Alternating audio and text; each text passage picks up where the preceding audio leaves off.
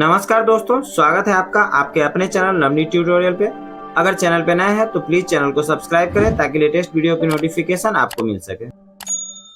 पिछली वीडियो का last question था भोजपुरी के शेक्सपियर कौन थे। तो भोजपुरी के शेक्सपियर भिखारी ठाकुर को कहा जाता है। अगर आप लोग इससे पहले के वीडियोस देखना चाहते हैं तो उसके कंप्लीट प्लेलिस्ट का लिंक आपको इस वीडियो के डिस्क्रिप्शन में मिल जाएगा, वहां से आप आसानी से देख सकते हैं। कितने झूले फांसी पर, कितनों ने गोली खाई है, क्यों झूठ बोलते हो साहब कि सिर्फ चरखे से आज़ादी आई है। इसी कोट्स के साथ आज का ये वीडियो स्टार्ट करते हैं। पहला क्वेश्चन है हमारा, बिहार में किस महान क्रांतिकारी नेता की दाह संस्कार भगत सिंह के समाधि के बगल में किया गया। मतलब कौन से ऐसे क्रांतिकारी थे जिनका मतलब अंतिम इच्छा था, जब फांसी होती है तो उस समय अंतिम इच्छा पूछी जाती है, तो उस समय उन्होंने अपनी अंतिम इच्छा जताई कि हमारा जो दाह संस्कार है वो भगत सिंह की समाधि के बगल में किया जाए। तो ये बटुकेश्वर दत्त थे। ठीक है, इनके बारे में कहा जाता है कि 20 जुलाई 1965 की रात 1:50 पर जब वो यह दुनिया छोड़ चुके थे, बटुकेश्वर दत्त की अंतिम इच्छा को सम्मान देते हुए उनका अंतिम संस्कार भारत पाक सीमा के करीब हुसैनेवाली में भगत सिंह, राजगुरु और सुखदेव की समाधि के पास किया गया। नेक्स्ट क्वेश्चन कह रहा है कि राजगीर में स्थित गिरिधकूट पहाड़ी के दर्शन करते समय कौन विदेशी यात्री भावुक होकर रो पड़ा था। तो ये फारहान थे जो कि एक विदेशी यात्री थे, और ये जब ये गिरिधकूट पहाड़ी के दर्शन करने आए तो ये भावुक होकर रो पड़े। गिरिधकूट पर्वत, जिसे पाली भाषा में गिज्झकूट पर्वत कहा जाता था, भारत के बिहार राज्य के नालंदा जिले की राजगीर पहाड़ियों में स्थित एक पहाड़ी है जहां महात्मा बुद्ध अक्सर आकर रहते थे और उपदेश दिया करते थे। इनका नाम संस्कृत भाषा में गिद्ध शब्द पर आधारित है क्योंकि यह पहाड़ पर बैठे हुए गिद्ध जैसी आकृति का दिखता है। तो इसी पहाड़ी के दर्शन करने जब फारहान आए थे तो वो भावुक होकर रो पड़े थे। फारहान जो है वो भारत की यात्रा पर आने वाले पहले चीनी भिक्षु, मतलब चीन के एक भिक्षु थे। उन्होंने भारत का वर्णन किया है कि भारत का भ्रमण जब वो किए थे उसने भारत की आर्थिक, धार्मिक, राजनीतिक व सामाजिक स्थिति का वर्णन किया। तत्कालीन समाज में शाकाहार का प्रचलन था, मतलब उस टाइम शाकाहारी लोग थे। सामान्यतः जनता लहसुन प्याज का सेवन नहीं करते थे, मतलब स्पृश्यता विद्यमान थी, परंतु आम जनता का जीवन सादा व अहिंसक था। मतलब आम जनता जो थे वे सादा जीवन रखते थे और अहिंसक व्यवहार के थे, मतलब हिंसा वो लोग नहीं चाहते थे। वहीं सारे लोग शाकाहारी थे, इवन वो लोग लहसुन प्याज का भी सेवन नहीं करते थे। जयप्रकाश नारायण, 11 अक्टूबर 1902 ईस्वी को जयप्रकाश नारायण का जन्म बिहार के सारण जिले में सिताब दियारा नामक स्थान पर हुआ था। कांग्रेस समाजवादी दल की स्थापना जयप्रकाश नारायण ने किया था। इन कांग्रेस समाजवादी दल की स्थापना के कारण जयप्रकाश नारायण को राष्ट्रीय स्तर के नेता की पहचान मिली, और इन्हीं के नाम से एक एयरपोर्ट भी है जो कि पटना में है, जयप्रकाश नारायण टर्मिनल के नाम से जाना जाता है। जयप्रकाश नारायण का जीवन परिचय, नाम इनका जयप्रकाश नारायण था। इनको अन्य नाम से, मतलब जो निक नेम की बात करें तो जेपी या लोक नायक से भी लोग इनको पुकारते थे। इनकी जन्म तिथि 11 अक्टूबर 1902 ईस्वी है। इनका जन्म स्थान सिताब दियारा जो कि बिहार में पड़ता है। मृत्यु की तिथि 8 अक्टूबर 1979 है और इनका मृत्यु का स्थान पटना जो कि बिहार में। अगर सेशन देखने में मजा आ रहा है तो प्लीज़ वीडियो को लाइक करें और कमेंट में अपने अपने डिस्ट्रिक्ट्स का नाम कमेंट करें ताकि हमें पता चल सके कि अभी तक हमारा वीडियो किस किस डिस्ट्रिक्ट में पहुंच चुका है। जयप्रकाश नारायण ने भारत छोड़ो आंदोलन में सक्रिय भूमिका निभाई। 1942 ईस्वी में हजारीबाग सेंट्रल जेल से भागने के पश्चात नेपाल की तराई में इन्होंने आज़ाद दस्ता का गठन किया। 1975 ईस्वी में आपातकाल की घोषणा के बाद जयप्रकाश नारायण ने तत्कालीन सरकार के विरुद्ध संपूर्ण क्रांति का आह्वान किया। संपूर्ण क्रांति की सफलता ने जयप्रकाश नारायण को जन जन के बीच लोकप्रिय बना दिया और जयप्रकाश नारायण को देश में लोक नायक के नाम से जाना जाने लगा। वर्ष 1965 में समाज सेवा के क्षेत्र में जयप्रकाश नारायण को एशियाई महाद्वीप के नोबेल पुरस्कार के रूप में जाना जाने वाला मैग्सेसे पुरस्कार दिया गया। जयप्रकाश नारायण की मृत्यु 8 अक्टूबर 1979 को हृदय की बीमारी और मधुमेह के कारण हो गई। जयप्रकाश नारायण को वर्ष 1999 में मरणोपरांत भारत रत्न से सम्मानित किया गया। इतना डीप जाने के पीछे रीज़न ये है कि क्वेश्चन कैसे भी चेंज कर सकता है, तो हमें कंप्लीट तैयारी करके जाना है ताकि कैसा भी क्वेश्चन पूछे तो हम उसका आंसर आसानी से दें। तो इसी से रिलेटेड क्वेश्चन है, जयप्रकाश नारायण ने अपनी जनसेवा के लिए मैग्सेसे अवार्ड कब प्राप्त किया?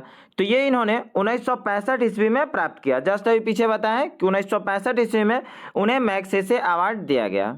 जयप्रकाश नारायण को राष्ट्रीय स्तर के नेता का पहचान किस संदर्भ में मिली? तो ये भारत छोड़ो आंदोलन के संदर्भ में मिली थी। जस्ट अभी पीछे हम लोग डिस्कस किए थे। राजकुमार शुक्ल के बारे में कह रहा है कि 23 अगस्त 1875 ईस्वी को राजकुमार शुक्ल का जन्म बिहार के चंपारण जिले में मुरली भरहा गांव में हुआ था। 1917 में गांधी जी राजकुमार शुक्ल के अनुरोध पर चंपारण आए और वहां के किसानों के साथ मिलकर चंपारण में सत्याग्रह का प्रथम प्रयोग किया। नील की खेती से जुड़ी 3 कठिया व्यवस्था के विरुद्ध चंपारण आंदोलन की सफलता ही देश की आज़ादी का असली संवाहक बनी। मतलब इस समय वो फर्स्ट टाइम आंदोलन शुरू किए थे गांधी जी, और ये राजकुमार शुक्ल के कहने पे आंदोलन शुरू किए थे। और इस आंदोलन की सफलता के बाद उन्होंने और भी बहुत सारी आंदोलन, सब लोग एकजुट होकर के बहुत सारे आंदोलन को लड़े और तभी जाकर अंग्रेजों से हमें आज़ादी मिली। वीडियो के स्टार्टिंग में जो हम कोट बताए थे कि कितने झूले फांसी पर कितनों ने गोली खाई है, क्यों झूठ बोलते हो साहब कि सिर्फ चरखे से आज़ादी आई है, वो आप यहाँ पे देख सकते हैं कि सिर्फ चरखे से ही आज़ादी नहीं आई थी। मतलब सिर्फ गांधी जी का ही योगदान नहीं था, हाँ, बट इनका योगदान थोड़ा ज़्यादा था क्योंकि आंदोलन की शुरुआत इन्होंने ही की थी। बट भगत सिंह, चंद्रशेखर आज़ाद जैसे लोगों का भी बहुत बड़ा योगदान था। प्रभावती देवी लोकनायक जयप्रकाश नारायण की पत्नी प्रभावती देवी थी, जिन्होंने पटना में महिला चरखा समिति की स्थापना की थी। प्रभावती देवी का जन्म 1906 ईस्वी में बिहार के सिवान जिले में हुआ था। प्रभावती देवी बिहार में स्वतंत्रता आंदोलन की महिला कार्यकर्ता थी। मतलब बिहार में जो स्वतंत्रता आंदोलन चलता था उसमें ये महिला कार्यकर्ता थी। और ये प्रभावती देवी कौन थी? लोकनायक जयप्रकाश नारायण की पत्नी थी। डॉक्टर राजेंद्र प्रसाद 3 दिसंबर 1884 ईस्वी को डॉक्टर राजेंद्र प्रसाद का जन्म बिहार के सारण जिले में जीरादेई नामक गांव में हुआ था। साधारण वेशभूषा, सामान्य रहन सहन और विशाल चरित्र वाले डॉक्टर राजेंद्र प्रसाद को भारत के प्रथम राष्ट्रपति होने का गौरव हासिल है। इन्हें देश रत्न भी कहा जाता है। ये सारे टॉपिक को एकदम माइंड में इसका कॉन्सेप्ट बना के रख लीजिए ताकि क्वेश्चन कैसे भी घुमा के पूछे आपको उसका आंसर देना है, चाहे जो भी हो, हमें ये नौकरी लेकर रहना है। राजेंद्र प्रसाद ने वर्ष 1906 ईस्वी में बिहारी छात्र सम्मेलन की स्थापना की। 1910 ईस्वी में गोपाल कृष्ण गोखले से मिलकर राजेंद्र प्रसाद देश सेवा की ओर उन्मुख हुए। 1934 ईस्वी में कांग्रेस के 48वें अधिवेशन में डॉक्टर राजेंद्र प्रसाद को कांग्रेस का अध्यक्ष चुना गया। डॉक्टर राजेंद्र प्रसाद भारत के संविधान सभा के प्रथम अस्थायी अध्यक्ष थे। तो इसी टॉपिक से रिलेटेड क्वेश्चन है कि भारत के प्रथम राष्ट्रपति डॉक्टर राजेंद्र प्रसाद किस राज्य से थे? तो वो बिहार राज्य से थे। किसान क्या करें किसने लिखी? तो ये स्वामी सहजानंद सरस्वती ने ये बुक लिखी थी, किसान क्या करें। नेक्स्ट क्वेश्चन है, मदरलैंड को किसने प्रकाशित किया? तो ये मजरूल हक थे। नेक्स्ट क्वेश्चन है, स्वामी सहजानंद सरस्वती ने एक पत्रिका का प्रकाशन किया जिसका नाम था हुंकार। ध्यान रहेगा, ये सब मेमोरी बेस्ड क्वेश्चन है, 1-2 बार आप इसे वीडियो को देखेंगे तो आसानी से आप समझ सकते हैं। अगर इसका PDF आप लेना चाहते हैं तो आप हमारे टेलीग्राम चैनल से जुड़ सकते हैं। चैनल का लिंक भी आपको वीडियो के डिस्क्रिप्शन में मिल जाएगा, वहाँ से आप आसानी से PDF डाउनलोड करके उसे आप घर पर देख सकते हैं। बिहार के किस वकील ने असहयोग आंदोलन के समय अपनी लाभप्रद वकालत छोड़ दी थी? तो ये राजेंद्र कुमार थे, जो पहले वकालत करते थे लेकिन असहयोग आंदोलन के टाइम अपनी वकालत ये छोड़ दिए थे। राजनीति रत्नाकर का लेखक कौन है? तो ये चंदेश्वर है जो कि इस बुक को लिखे थे।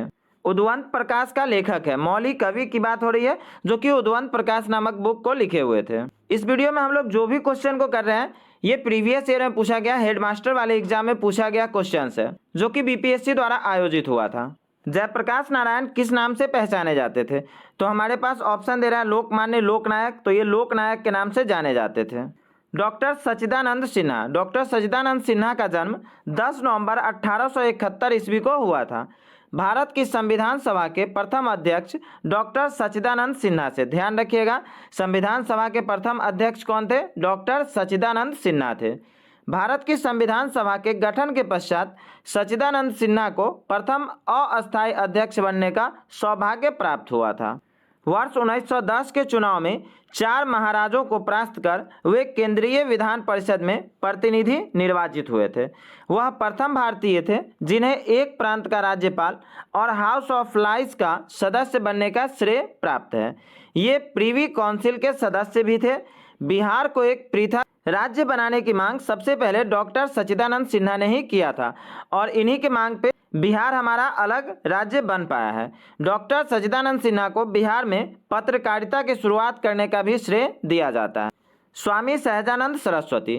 स्वामी सहजानंद सरस्वती का जन्म 22 फरवरी 1889 ईस्वी में उत्तर प्रदेश के गाजीपुर के एक किसान ब्राह्मण परिवार में हुआ था। भूमिहार ब्राह्मणों से जुड़ जाने के कारण उनकी आरंभिक राजनैतिक गतिविधियां अधिकतर बिहार तथा उत्तर प्रदेश में केंद्रित थी। उन्होंने पटना के निकट श्री सीताराम दास जी के द्वारा प्रदत्त भूमि में श्री सीताराम आश्रम बनाकर अस्थायी निवास किया। स्वामी सहजानंद सरस्वती ने बिहार किसान सभा की स्थापना की तथा छोटे किसानों और खेतीहर मजदूरों के अधिकारों की रक्षा के लिए आंदोलन का नेतृत्व किया। उन्होंने हुंकार नामक एक पत्र भी प्रकाशित किया। जो हम लोग पीछे क्वेश्चन में देखे थे वही हुंकार नामक पत्रिका की बात हो रही है। और यह अखिल भारतीय किसान सभा के संस्थापक अध्यक्ष भी थे। डॉक्टर श्री कृष्ण सिंह। डॉक्टर कृष्ण सिंह का जन्म 21 अक्टूबर 1887 ईस्वी को बिहार राज्य के नवादा जिले के नरहट प्रखंड में खानवा नामक ग्राम में हुआ। बिहार के विकास में श्री कृष्ण सिंह का अतुलनीय व अविस्मरणीय योगदान है।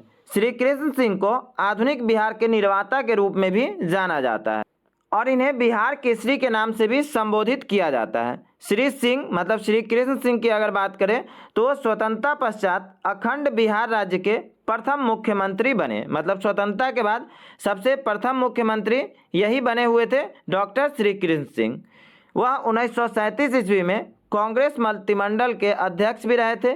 इन्होंने बिहार में नमक सत्याग्रह में अग्रणी भूमिका निभाई। जो सत्याग्रह आंदोलन चलाए थे महात्मा गांधी के नेतृत्व में यह हुआ था नमक सत्याग्रह आंदोलन। डॉक्टर अनुग्रह नारायण सिन्हा। 18 जून 1887 ईस्वी को अनुग्रह नारायण सिन्हा का जन्म बिहार राज्य के औरंगाबाद जिले के पोयवा गांव नामक ग्राम में हुआ था।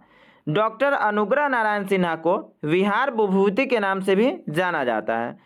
1946 एवं 1952 ईस्वी में इन्होंने श्री कृष्ण सिंह की सरकार में वित्त, श्रम, कृषि आदि विभागों का दायित्व संभाला। कौन कौन से विभाग का दायित्व संभाले थे? वित्त मतलब फाइनेंशियल, श्रम मतलब लेबर, कृषि, ये सब विभागों का दायित्व इन्होंने संभाला था। बिहार में उद्योगों का जाल और प्रशासनिक ढांचे को तैयार करने में डॉक्टर अनुग्रह नारायण सिन्हा की अहम भूमिका। डॉक्टर अनुग्रह नारायण सिन्हा भारत के स्वतंत्रता सेनानी, शिक्षक तथा कुशल राजनीतिज्ञ थे। इन्होंने चंपारण सत्याग्रह में महात्मा गांधी एवं डॉक्टर राजेंद्र प्रसाद के साथ मिलकर महत्वपूर्ण भूमिका निभाई थी। ध्यान रहेगा इन सारी बातों को एकदम आपको माइंड में इसका कॉन्सेप्ट बना के रखना है। हाँ, जीएस वाले पोर्शन में मानते हैं कि थोड़ा सा बोरिंग फील होता है, बट क्या करिएगा, एग्जाम है उसमें आपको ध्यान तो रखना ही पड़ेगा ना।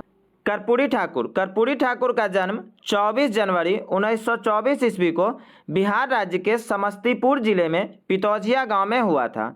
भारत छोड़ो आंदोलन में अपने योगदान के कारण कर्पूरी ठाकुर को 2 साल से अधिक समय तक जेल में रहना पड़ा। ये बिहार राज्य के दूसरे उप मुख्यमंत्री थे। वे 22 दिसंबर 1970 से 2 जून 1971, फिर 24 जून 1977 से 21 अप्रैल 1979 के दौरान 2 बार बिहार के मुख्यमंत्री पद पे रहे।